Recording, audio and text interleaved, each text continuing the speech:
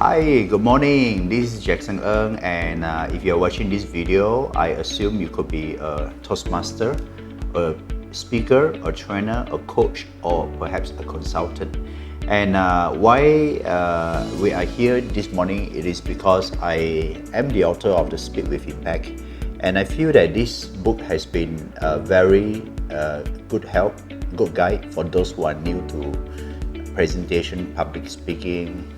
And also we do have people who are already do serious speaking, like they are certified trainers. So today I just want to share with you a few things that you can do since we are experiencing a lockdown in Malaysia, and it just been announced that the lockdown is extended.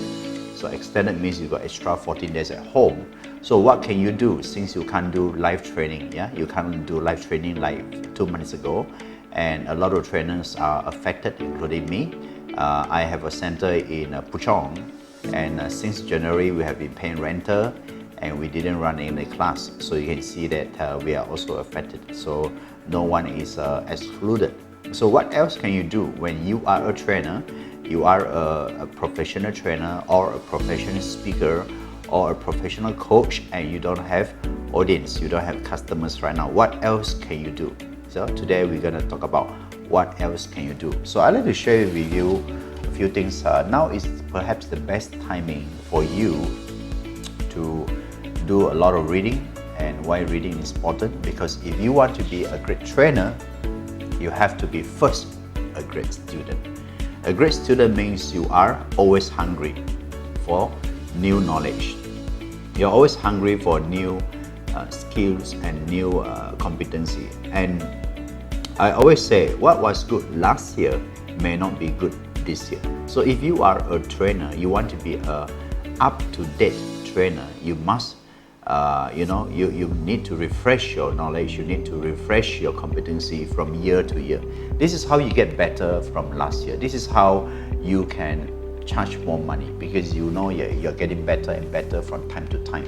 So if you are not moving into mastery, like exploring new content, reading more and to acquire more knowledge, then there's no point for people to pay you money and listen to you, right? So if you want to do a good job out there, you must know that there are always new problems. You'll be meeting new clients who throw you new problems, and they are looking at you expecting some new solution. So what else can you do? Number one is to read many books. If you can read many books around your title, around your topic, then you are actually enhancing your competency and slowly moving into mastery. What is a mastery? This is mastery and this is competent. A lot of trainers are competent, but not many trainers are at mastery. Mastery level, you are able to conduct training in any environment. You're able to conduct training to smaller group and also bigger group in live session, and also through Zoom online. Yeah, you can do online training. You also can do offline training, and you are very versatile in your knowledge. You know a lot. You know very wide, and you also know very deep, especially in your own topic. Okay, and you also know your competitors. You know your competitors. What are they teaching? What are they offering? You know the industry needs, you know your clients' needs, and this is when you reach mastery. So if a person wants to reach mastery, there's a lot of homework you need to do. Like for me, last night I worked until 2 a.m. 2 a.m. I don't complain because I love what I do. So I spend time listening to a recorded session by an expert from the United States, and so I have a lot of material that I need to digest and to see whether I can use in the local environment. So ladies and gentlemen, let's talk about the second thing. Second thing that I want to share with you is called building your brand. And I believe that every guru like you out there, you are already very good in what you do. But the question is, do the market recognize you? Do people know you? Do people know that you are the solution to their problem? If people hardly know you, then you don't have a brand, because people do not know you. So how do you build your brand? Yeah. Step number one, you need to know what are you good at. Do not go out there and teach something that you are still learning. Go out there for the things that you have done 10,000 times. When you teach something that you have done 10,000 times, you are very sure, 200% sure of what you're talking about. You know that you have the formula, you know that you have the solution, you know that you are the solution to the problem that the client is asking you. Therefore, it's very important for you to become a solution. If you want to become a good trainer, you know in and out of the problem. Why? Because maybe you have been going through a struggle and then you actually suffered something or lost something, and then later on you overcome the problem. So that gives you personal credibility. So, and then that's one. And of course, if you want to build a brand, what you know, what you study can also be useful. Like certain certification of yours will be very useful. Certain qualification of yours will also be useful. But very importantly, you need to also know what kind of problems do you solve. You cannot say everybody is my audience. Nobody can say everybody is my audience. We have people like John C. Maxwell, the leadership guru, and he spent the last 30 years going around only training leaders, and it's very clear the focus is leaders. If you are a leader, you will want to learn from John C. Maxwell. If you are looking for motivation internationally, you may go to people like Anthony Robbins, because they have already built their brand that they are the personal mastery guru. So if you want to learn about relationship, you may go to people like Dr. John Gray. So why are they so famous and popular? It is because they are so focused and they know what niche they are going into, what kind of problems do they solve. So what kind of problem do you solve? You need to ask yourself. Yeah, and very important also, you must know when you do training, it's not about you are waiting for the perfect timing. There is no perfect timing. Even if you have one audience to start, that is a very good start, because you start with one audience. Maybe your second class you will have 3 audience. Maybe your third class you will have 5 audience. Maybe after 20 sessions you will have 50 audience. So nobody start with 50 audience in the first session, and if there is, then I consider you are very lucky. But most people start with the first audience. Yeah, you have one audience, and that will be a good start. And if you start your training with no money, I think it's okay, because you are doing it the first time. If the second time you're doing it for no money, I also feel it's okay.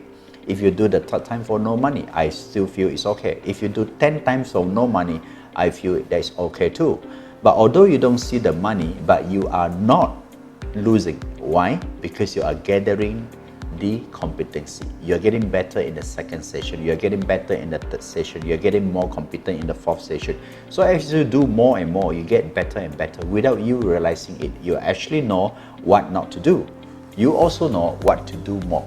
So when you build competency, it is not a matter of repetition, it's a matter of improving from one session to the other. It's not that the second session you are repeating it in the third session, repeating it in the fourth session. No, we are not talking about repetition. We're talking about improving, we are talking about making it better, building a better content, building a better slides presentation, giving better example, giving more activity. So you are enhancing your presentation. Like today, this afternoon, I'm gonna do one more topic called how to win in a losing situation. We're gonna start at 2:30 this afternoon, and I am experimenting. I use the word experimenting because it's the first time. I'm doing it the first time, and I'm gonna use different approach. I throw away 50% of the content and I put in fresh content, and I will change the method as well so that I will be more engaging. So when you are improving your presentation, after many times, you're looking at a better way of presenting, better content, better examples, better way of engaging your audience. So these are all very important in order to build mastery. So if you want to become a master in whatever you do, this is the areas that you need to pay attention to. I want to talk about a few things. Number 1, your content must improve. Number 2, your presentation style must improve. Number 3, your engaging style must improve. But most importantly, you must keep doing. So frequency, how many times do you run a training per year? That really matters. There's one trainer and this is second trainer. Trainer A do 50 times a year. Trainer B do 100 times per year. If this guy do 50 times a year and this guy do 100 times per year, who will be a better trainer? I will assume this guy will do a better job, because this guy will keep improving, and this guy is keep innovating the presentation style and the content. So to become a good trainer, it's very important that you do not give up, especially in these tough times. In these tough times, a lot of trainers come to me and say, Jackson, I cannot do training. I cannot do training. It's true you can't do training, but can you at least use this time to build yourself solid? Can you at least use this time to read another 50 books? Can you at least use this time to improve your PowerPoint? Can you at least use this time to improve your content and your knowledge? And this is so important, because COVID-19 will pass, but your knowledge will stay with you forever. The books I wrote in the year, like this one, I wrote a book in 2007, is still useful today. Yeah, it's still useful today.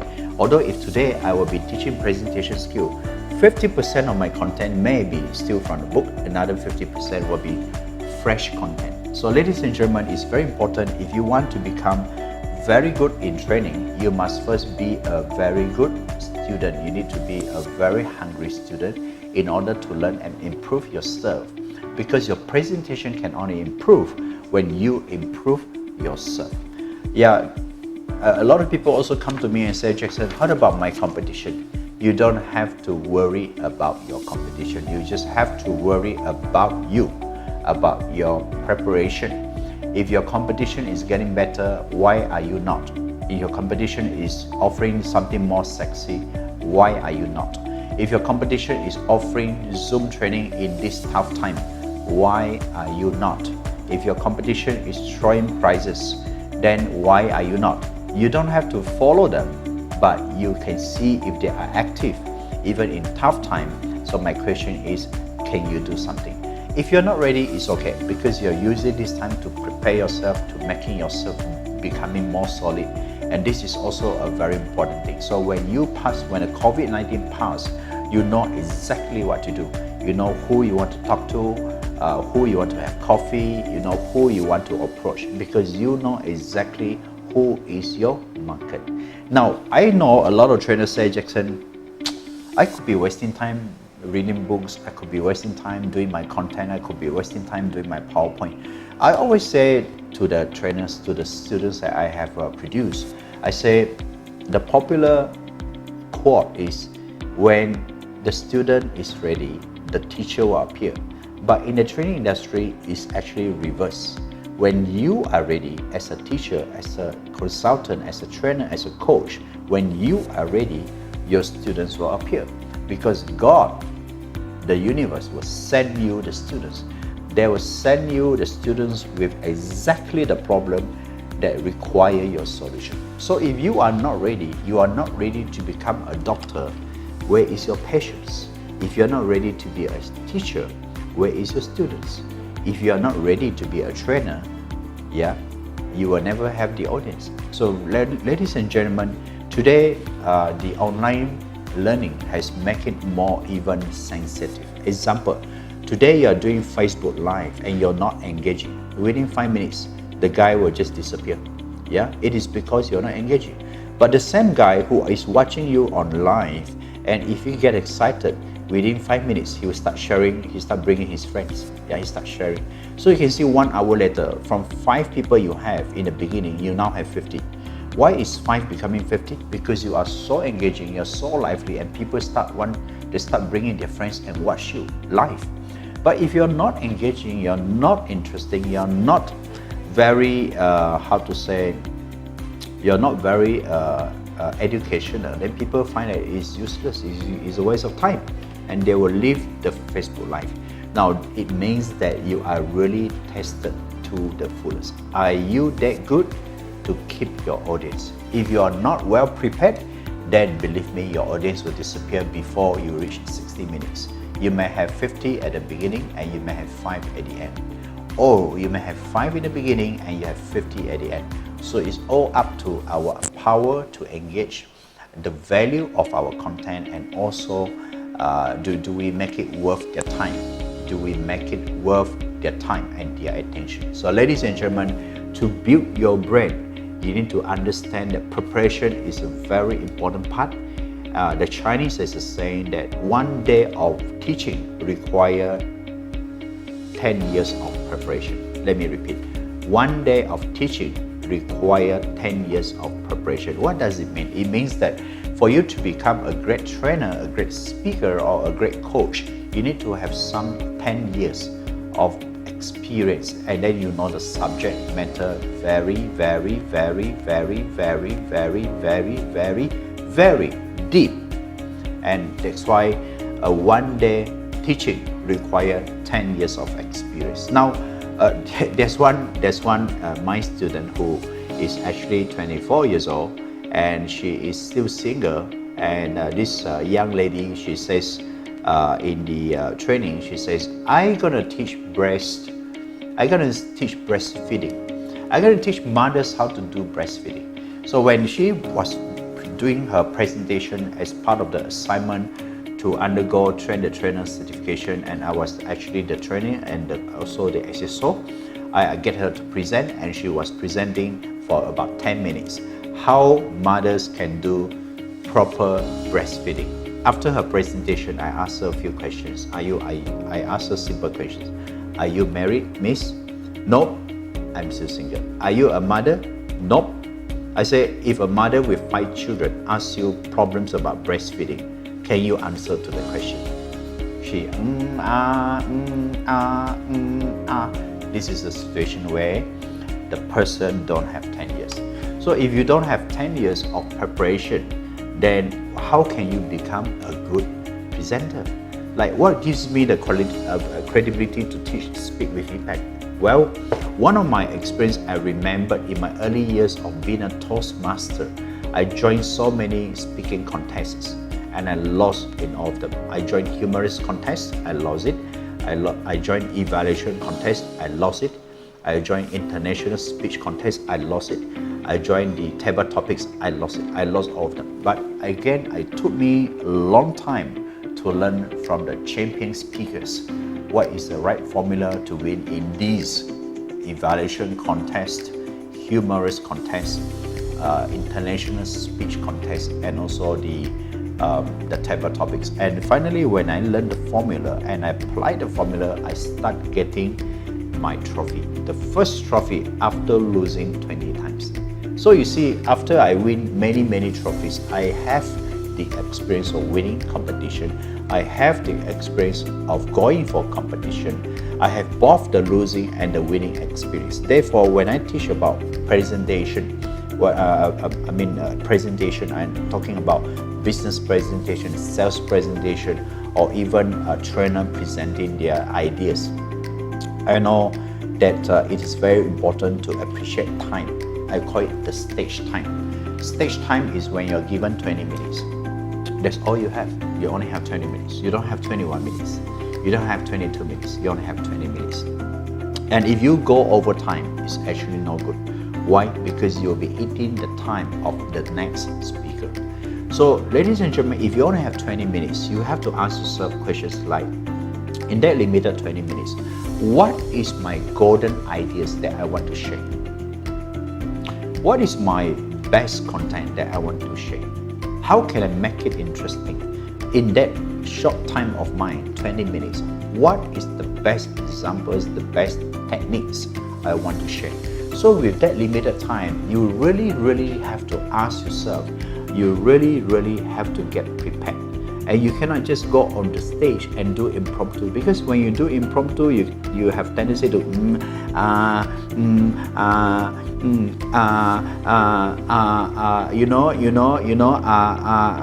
then people know you are not sure of what you are talking about. So I want to share with you, it's very important for you to prepare your audience. You have to prepare your audience even though you're doing a free talk. You have to prepare and imagine the people who watch you are about 1,000 VIPs in front of you. 1,000 VIPs who are thinking and deciding whether to offer you speaking engagement in the future. So if you have this kind of mindset, you're going to prepare your content well, your PowerPoint well, your delivery well, your examples well, your activities well. because this presentation, although you're speaking to one person and that is free, you imagine that one person is 1,000 audience, and you imagine that one person is representing 1,000 VIPs. So if you want to do a good job, again, I want to stress on preparation. But then again, I'm not saying you have to be a perfectionist. No, you don't have to be a perfectionist. You need to do your best presentation. And if you have done your best presentation, this is it. Yeah, this is the standard. So then you go on stage and you deliver a good presentation. You deliver a good job. And of course, are you happy? You can be very happy when you do a good job. But what if you are not so happy? Do not worry. Do not commit suicide. Okay?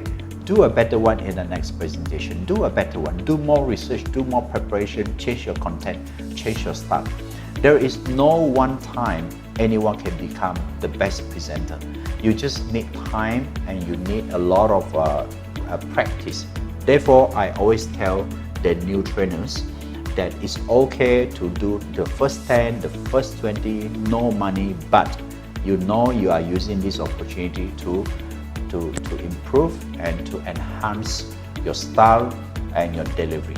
Okay, so ladies and gentlemen, I want to share with you this is the very basic thing of becoming a professional trainer, a professional coach, a professional consultant, a professional speaker. But if you don't have this intention, you just want to be a better Toastmaster, then the information I just shared with you will also be useful. Okay, so in the next video, we will be talking about what are the normal challenges that trainers are facing. So we're gonna go through the challenges and I'll be providing you the answers as well. Okay, thank you for watching this video. Do join me in the next video series. Thank you.